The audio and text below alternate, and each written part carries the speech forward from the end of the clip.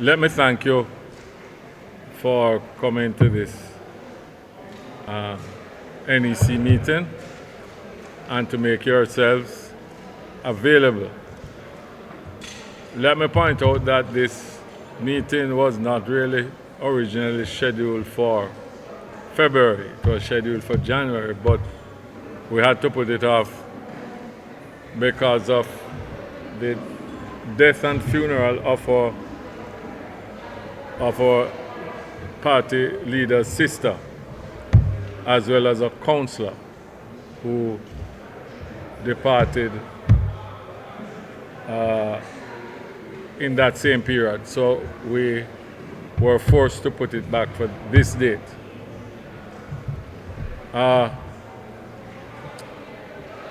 It was, as it turned out, it has been described, and I think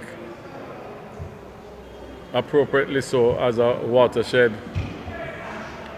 N.E.C meeting in the history of our party. I say that because the party leader, after 40 years, indicated to the N.E.C the date of her resignation. And the General Secretary thereafter indicated what are the immediate steps based on the fact that the party leader indicated to the officers what that date will be. I will leave it to the General Secretary for him to indicate those dates, and thereafter I have no doubt that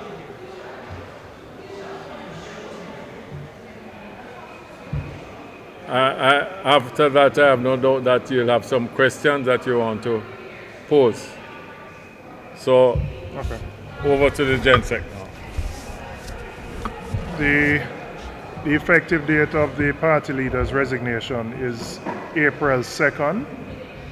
The nomination period for the election of a new president will open tomorrow, Monday, and will close on Friday the 10th at midday. There will be a special delegates conference convened for the election of a new party president, which will take place on Sunday, March 26th at the National Arena. Based on what happens at the end of the nomination period, we will update you as to arrangements that may or may not have to be made in the event that there is an election in terms of a voting process. So the key dates are the 2nd of April, the effective resignation date. Nomination opens tomorrow, the 6th, closes on the 10th, and the special delegates conference is Sunday, March 26th. It opens tomorrow, Monday, and closes on Friday, the 10th of February, and the special delegates conference will be held on Sunday, March 26th at the National Arena. All right, we have any questions? Any questions?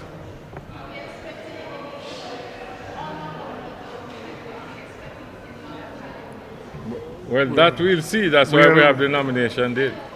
Well, we'll know on Friday, you Yes. know, so I don't want to speculate, but the process opens tomorrow. It's open to every member of the People's National Party, and at Friday midday, we'll know the persons who have nominated.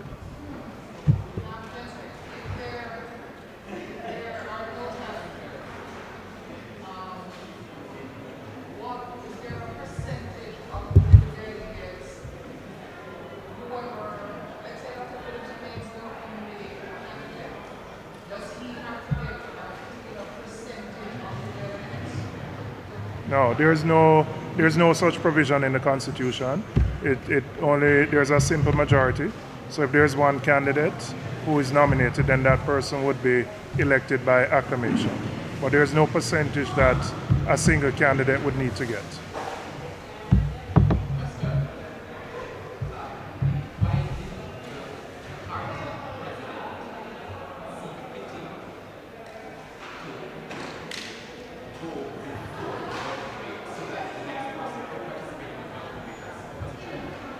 I mean, she had indicated her desire to make a presentation, and based on the discussions internally, um, there was agreement on that, and as such, we felt that the transition should take place immediately after. So.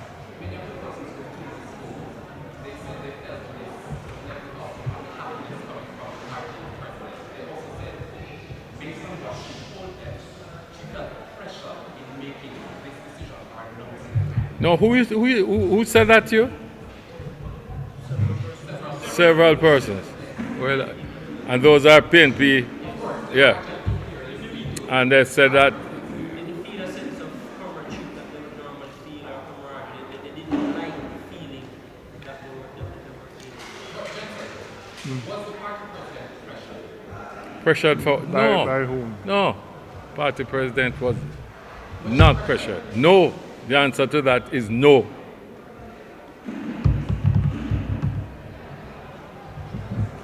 Any other questions? Yes, sir.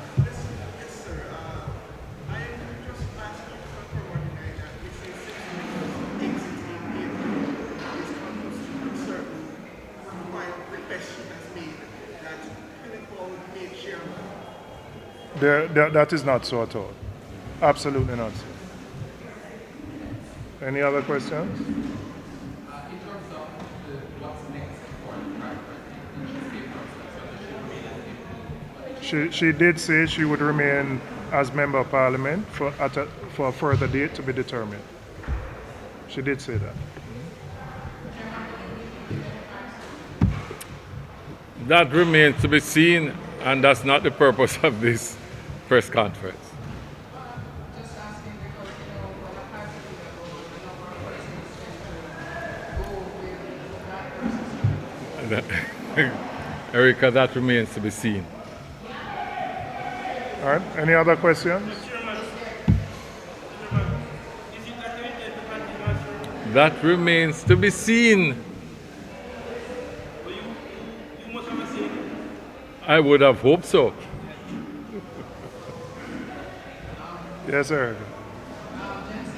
there any other, we know that Dr. Davis has already indicated the process that takes place in that constituency. Is there any agreement between the opposition and the government about possible dates for by-elections that would? We haven't begun those discussions. There are a couple of issues that I think arise from it. One of the things we want to do is to not just have it at the discretion of the Prime Minister, but that whenever there is an occasion of a resignation or occasion of a death, that there is a stipulated time period within which a by-election can be held.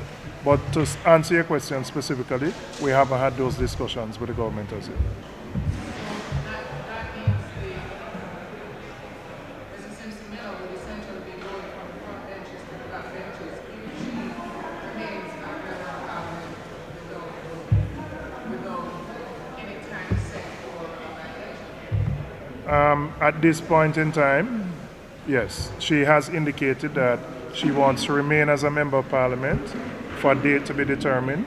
So you are correct in that regard. Now, in terms of physically what those arrangements are, those arrangements haven't been made.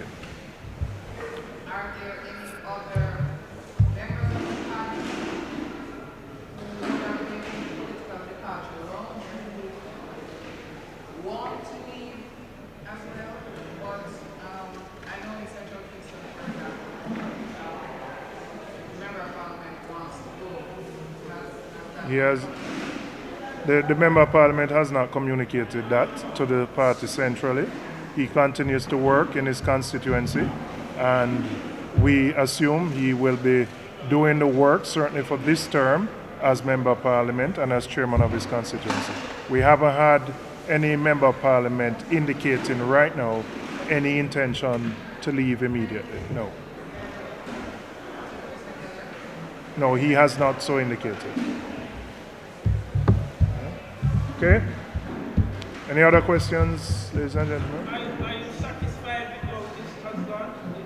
It couldn't have gone more smoothly in the transition. Speaking as chairman of the party, I am very satisfied. And even more so, having listened to the party leader at this N.E.C meeting. I beg your pardon? Angry?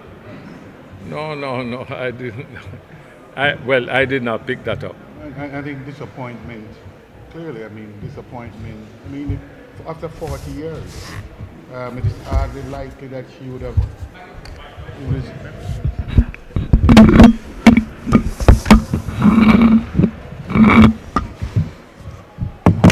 I was making the point that to have had the NEC today and for her to make her announcement to the NEC, it is hardly likely that she would have made such a momentous announcement and not having some emotion, some disappointments, because, as we know, she would have preferred, of course, to have won the last election and left as a prime minister. That didn't happen. That I know is a disappointment and will be a personal disappointment for her. So I think in the circumstance when she made her announcement last month, when she made the announcement, the first announcement, she was tearful because again these are emotional and very momentous occasions. So I thought that again this time there was no tears, but clearly disappointed. The last NEC and this one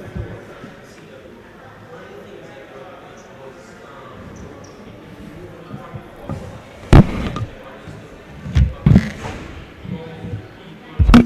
one of the things that find out what their concerns are in terms of going forward. How has that been since? How's that going? That process? Sure. Well, we have started meeting with a number of constituencies. There are constituencies internally. We have done our own categorization, and there are some that we believe require more immediate attention based on the results of the local government election, seats that are held by the party.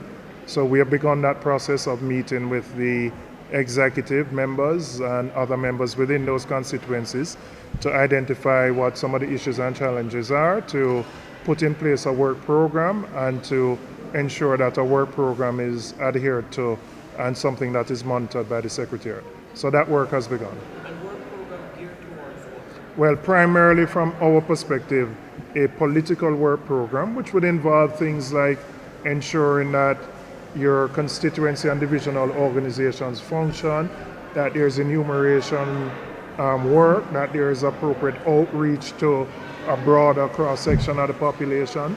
So we have developed a work program that we are implementing with a number of critical constituencies. If what? No, well, obviously it's not within our gift, but a political party always has to ensure its political organization is ready. I mean, we have a one-seat majority.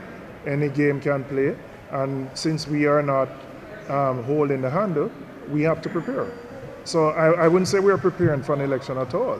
What we're doing is ensuring that the organization functions in the way that we expect it to. I mean, come May 1, there will be a new party leader. The vision, of course, will be outlined. Obviously, will be different. Your own thoughts on the next general election. You think we're ready to win by then? Every political party clearly prepares to win an election. That's absolutely. I mean, we're going to do the work to prepare ourselves. As I said, I don't know when that is. That is within the gift of the Prime Minister. But any responsible political organization, if you identify weaknesses within your organization, you have a responsibility to address them. So whether there's an election on the horizon or not, there are things that we need to do right now so that the political organization functions in the way that we know it can. And from your perspective, one of the main things you think, as you mentioned, a need to do, what one of the main things you think Well, we have begun that process. There are weaknesses that we have identified in some critical constituencies, in terms of how divisions are meeting executives, the level of enumeration and work that is being done, the level of outreach that takes place to young people, etc. So there are a number of things that we have put within the work program that constituencies are going to be required to adhere to, and that we are going to monitor centrally to ensure that they do. And that has nothing to do with an election. That's just part of our normal preparation as a political party. Okay, Vincent, just on a separate matter, PNP has recently called for a resignation of regarding co-crime and I want to know what the wider political is that a call that you're making as well. I don't know if we're making the call, but I'll tell you the concerns that we have. None of us here believes that crime is something that you can switch on or off. But we have been disappointed that the government has not clearly articulated a plan as to how it will tackle the problem. We know, for example, when we left office, there was $432 million left for the acquisition of motor vehicles for the police force. $432 million was left for the acquisition of motor vehicles. My understanding, they are probably acquired about 30 second-hand cars up to date. But the question is, why has it taken so long to do that? Given that crime is such a critical priority, we were told that there would be unprecedented resources placed in that area. But we haven't seen the manifestation of that. So while none of us expects that you can flip a switch and turn off the crime issue, what we expect is that there's a very clear plan articulated and that there are some specific deliverables, and deliverables at a number of levels. There's one element which deals with policing, but you have to also talk about social intervention, right? So how are we going to deal with young unattached youth who are one step away from crime? When we were in office, we had a national unattached youth program, which was launched in 2015. It has been discontinued. We are told it is going to be revised and a new version of it will come. That is part of dealing with crime, right? And for us, there's been an absence of an articulation of a comprehensive plan which looks at immediate, short-term, medium-term, and long-term. Let me tell you, I don't get into the personalities. A government has been elected, and one of their primary responsibilities is to deal with the issue of crime. And so far, it is disappointing the way the government has handled the issue of crime.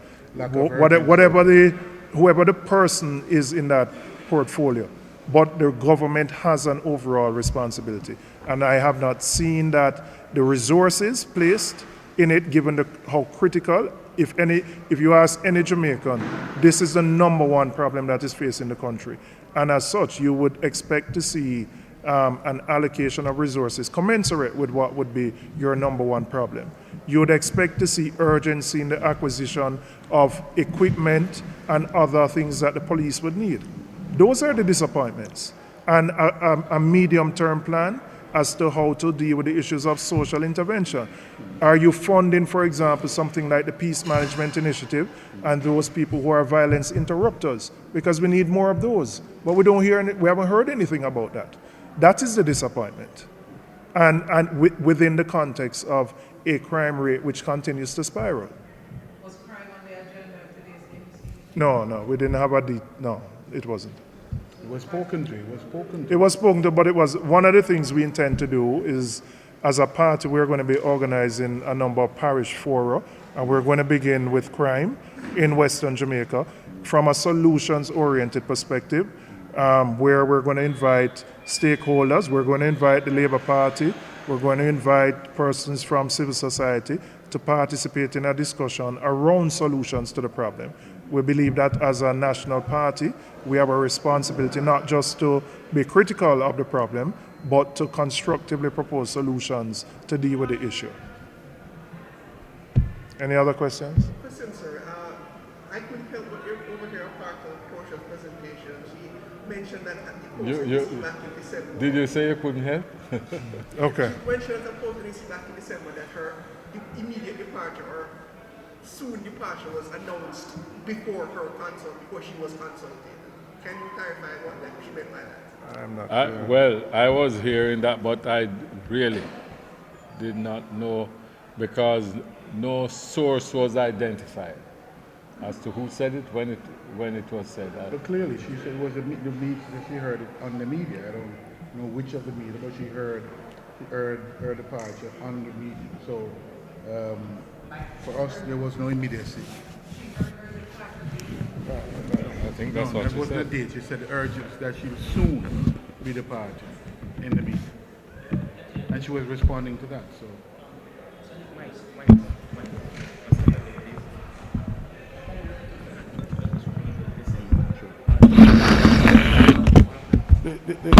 What I recall the party leader speaking to, and reference being made of just now by the reporter, is her disappointment about having made her statement in December that she was to hear on the news, the evening news, that her departure would be soon.